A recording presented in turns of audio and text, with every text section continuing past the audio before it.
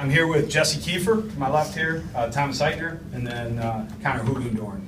Jesse and Connor are seniors playing their last game, and Thomas is a junior quarterback. So we first want to thank everyone for your coverage and MHSA.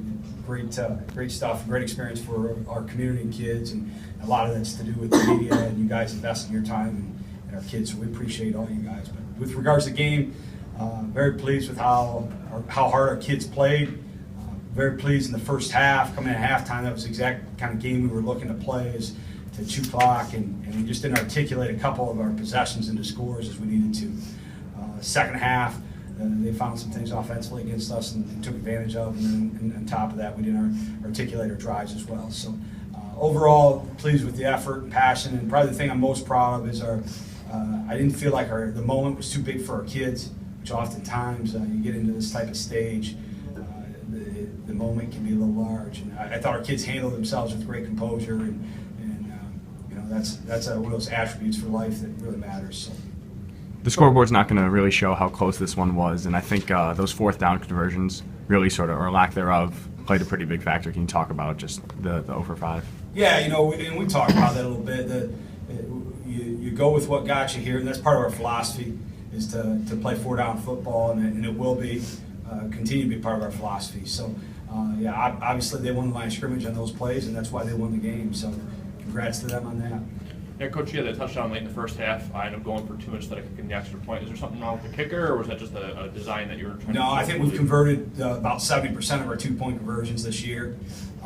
So, you know, if you're completing 70% for 2, you're better off getting 2 than 1.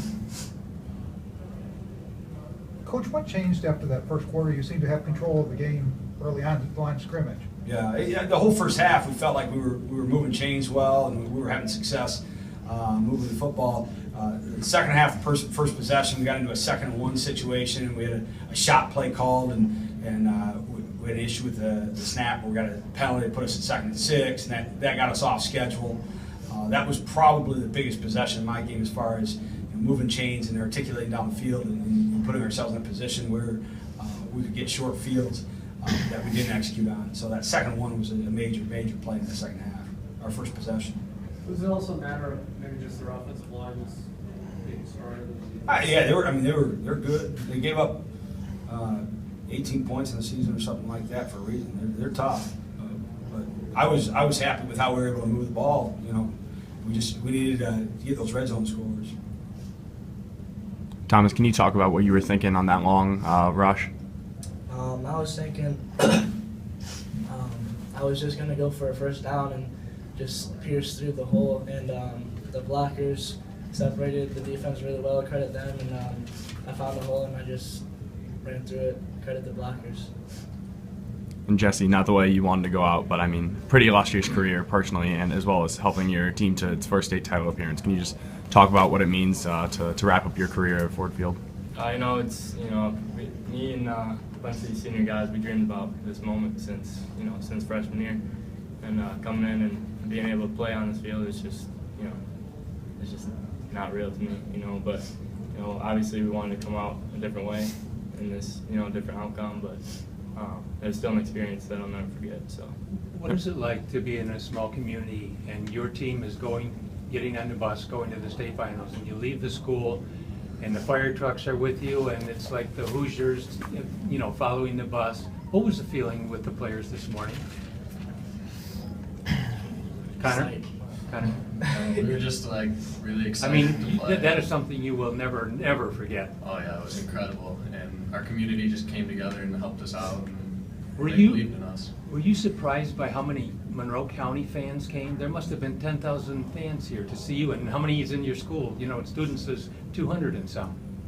I'm not surprised. Our community is a wonderful place. I think sometimes in the state we get forgotten about a little bit down being on as far south as we are in that corner. But Monroe County's had great football and had passionate fans for years and years and years, and good football for years and years. So I'm not surprised. That's what Monroe County does, and Monroe County's folks have done for years. As a retired sports editor, I saw St. Mary play Kingsley here, and St. Mary was the big favorite, and Kingsley was the underdog, obviously, and they beat St. Mary. So your feelings must have been the same coming into this.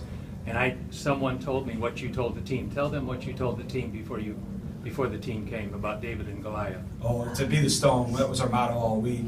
The David and Goliath story is one that's often told when there's a favorite. And one of the things that we wanted to share and had a mindset with is that we didn't want to portray ourselves as being little David. We didn't want to be portrayed as somebody who was small and undersized, and the only chance was his faith. We want to be more than that. And the stone is built through time and compression of a variety of minerals, a variety of things that are all unique and different.